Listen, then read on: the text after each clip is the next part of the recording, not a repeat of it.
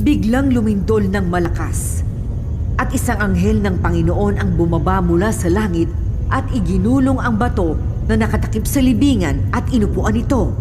Nakakasilaw na parang kidlat ang kanyang anyo at puting-puti ang kanyang damit. Nanginig sa takot ang mga sundalong nagbabantay sa libingan at hinimatay. Makalipas ang araw ng pamamahinga, sina Maria na taga Magdala, Maria na ina ni Santiago at Salome ay bumili ng pabango upang ipahid sa bangkay ni Jesus. Nang araw ng linggo, kasi sikat pa lang ng araw ay pumunta na sila sa libingan. Habang naglalakad sila, nagtatanungan sila kung sino ang mapapakiusapan nilang magpagulong ng bato na nakatakip sa pintuan ng libingan dahil napakalaki ng batong yon. Pero pagdating nila roon, nakita nilang naigulong na sa tabi ang bato.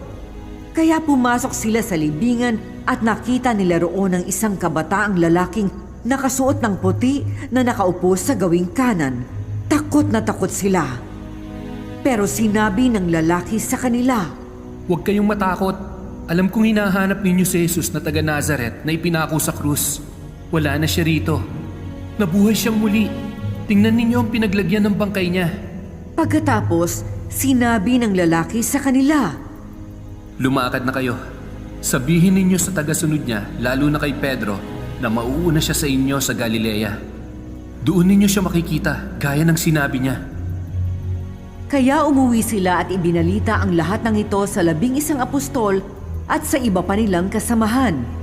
Ang mga babaeng ito ay sina Maria na taga Magdala, Juana, Maria na ina ni Santiago at ang iba pang mga babaeng kasama nila. Sinabi nila sa mga apostol ang nakita nila, pero hindi naniwala ang mga apostol dahil akala nila ay gawa-gawa lang iyon ng mga babae. Kaya tumakbo si Pedro papunta sa libingan kasama ang nasabing tagasunod. Pareho silang tumakbo, pero mas mabilis ang isa kaysa kay Pedro. Kaya nauna itong nakarating sa libingan.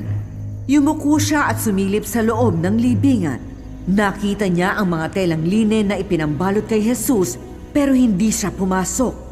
Kasunod naman niyang dumating si Simon Pedro at pumasok siya sa loob ng libingan. Nakita niya ang mga telang linen maging ang ipinambalot sa ulo ni Jesus. Nakatiklop ito sa mismong lugar nito at nakahiwalay sa iba pang mga tela. Pumasok na rin ang tagasunod na naunang nakarating at nakita rin niya ang mga ito. Kahit na hindi pa nila nauunawaan ang tungkol sa sinasabi ng kasulatan na si Jesus ay muling mabubuhay, naniwala siya na muling nabuhay si Jesus. Pagkatapos nito, umuwi ang dalawang tagasunod.